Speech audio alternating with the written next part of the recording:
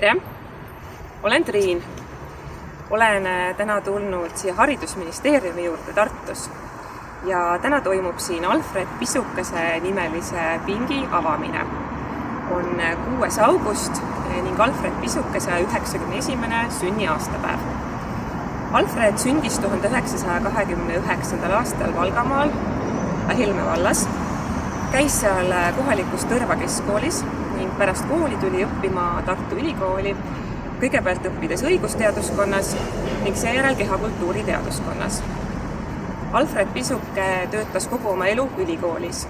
Ta oli spordipedagoog, treener ja aastatel 1973–1984 ka kergejõustiku kateedri juhataja. Samuti oli ta aktiivne spordimees, olles 7-kordne Eesti meister kergejõustikus.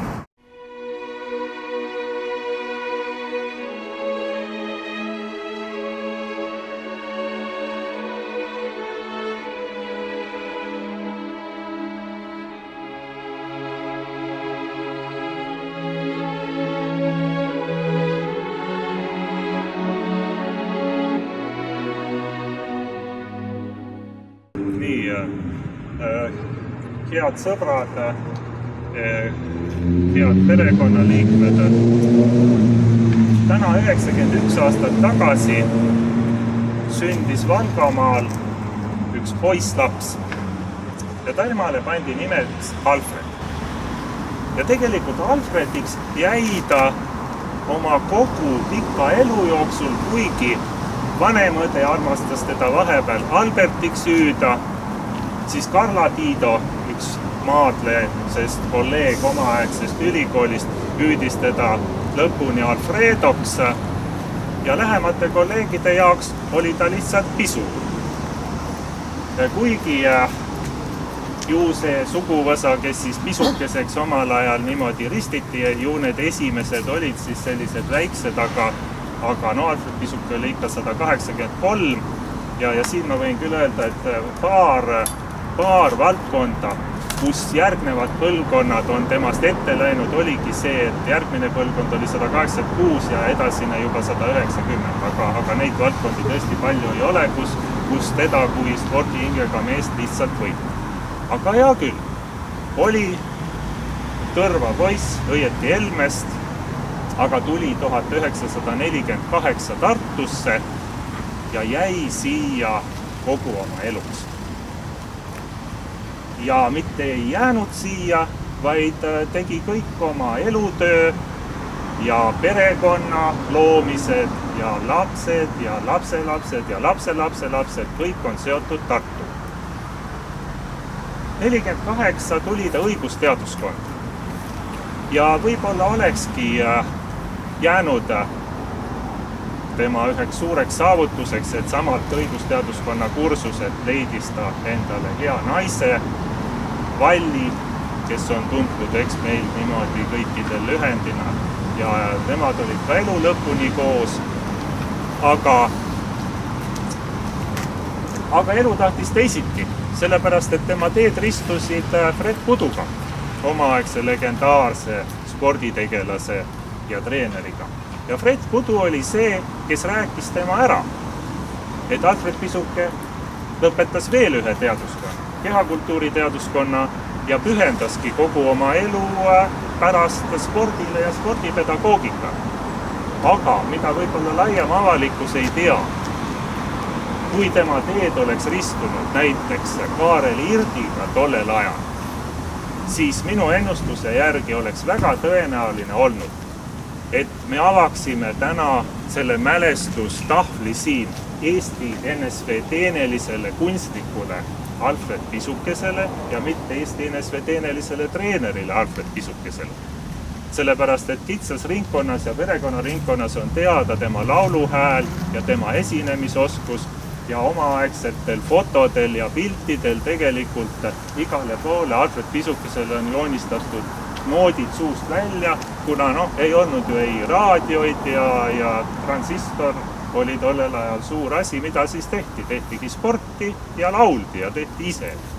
Aga saatus tahtis nii, et ülikool mis jäi tema ainsaks töökohaks, ja perekond, mis oli ka ülikooliga seotud kogu elu, ja head kolleegid spordis oli see, mis teda kuni elu lõpuni niimoodi köitis ja hoidis ja mis on meid kokku viinud. Nüüd omal ajal Alfred Pisuke oli päris kõva tegija, sellepärast et ma arvan, et see oli ikka kõva sõna olla mitmekordne Eesti meister ja NSV Liidu üliõpilaste meister ja no igal juhul ei Anu niimoodi tütar ega mina ei ole isa sportlikke saavutusi niimoodi isegi lähedale jõudnud. Ja Anu oli veidikene lähemal, aga mina, kes ma olen staadionil üles kasvanud sisuliselt sünnist saadik, te saate isegi aru, et ühel hetkel niimoodi saab sellest staadionist nagu küll ja tuleb otsida teisi väljakutseid. Aga mis on tähtsam, ja see on minu enda kogemusest ka, et inimene võib õnnelik olla, kui tema õpilased ületavad tema saavutused. Ja siin on mul tõesti hea meel öelda, et ikka Alfred Pisukesel ei olnud mitte üksikuid, vaid ikka kümneid ja kümneid väga tugevaid õpilasi, kes on läinud ajalukku ja kes on andnud panuse nii meie sporti kui ka õpetamisse, kui ka ülikooli teadusesse. Nii et selles suhtes ma arvan, ta tegi head tööd. Ja ma tahan siin nimetada veel ühte inimest, kes suures osas määras ära ka Alfred Pisukese edasise saatuse ja töö, see oli Atko Viru, nii nagu Fred Pudu niimoodi pani tema sportlase ja tõi selle karjäärile aluse ja hiljem Fred Pudu ja andis teatepulga kateedri juhatamise üle niimoodi Alfred Pisukesele, kes tükk aega siis juhatas ka kateedrit. Nii oli Atko Viru see, kes viis ta teadusesse ja selle teaduskraadini ja nende artikliteni ja selle teadusliku mõtlemiseni ja mul on hea meel, et siin Mehis esindab seda liini ja Tiina ja Peeter siis seda niimoodi kolleegide ja õpilaste ja seda omaaegsete niimoodi kaastööliste liiku. Ja nüüd, ega mul ei ole sellist pooletunnist või 45 minutist akadeemilist kõnet, aga miks siis just siin? Et kuidas see konkreetne paik Alfred Pisukesega seotud on? Aga vastus on, et aga miks ka mitte, sellepärast, et kindlasti ta kõndis siit üle platsi omal ajal ja kui ma väike olin, ju mõned pildid ka fotod on, et seda käru lükati siit üle selle platsi ja nii nagu tema spordialal keskmaa jooksus on tavaline, et tuleb valida õige taktika. Ja möödunud aastal, kui oli see 90. sünnipäev, siis sai uuritud küll, et kas õnnestuks üks pink teha sinna staadionile või spordihoone juurde või käärikule, aga kõige paremini sujusid asjad ikkagi linnavalitsusele ja tänu siin Anna-Liisa Unt ja kolleeg siit linnavalitsusest ja Indrek Mustimees ka, kes siin selles protsessis osales ja see on siis nagu selline vahe taktika, et alustame siit ja eks siis ühel päeval ka selles kohas, kus tema sammud ja tema töö kõige rohkem on kajastanud, olgu see siis staadionil või eriti käärikul, mida on algusest peale üles ehitatud. Nii et suur tänu Anna-Liisale ja linnavalitsusele selle koostöö eest. See on tunnustus ja ma ei hakka ju siin üles lugema kõike seda, mida võib entsüklopeediast ja biograafiatest lugeda, aga see on tunnustus ka, ma arvan, meile kõigile, kes me oleme siin täna, kes kolleegidena, kes järgneva põlvkonnana, kes viib edasi seda, mida Alfred Pisuke omal ajal alustas. Ja eriti need 3 põlvkonda, kelles siis täna on siin esindatud niimoodi, Anu te tunnete, Anu Marko niimoodi ja Kerli on Ameerikas, nii siis Triin ja Erki, need on siis minu lapsed, nii Krista, laste ema ja Andres, tema elukaaslane ja Merit niimoodi minu elukaaslane, elud on niimoodi läinud. ja siis ongi, Anna-Liisat ma juba tutvustasin, meie tänane selline väike seltskond ka protokolli järgi üksteisele tuttavaks tehtud.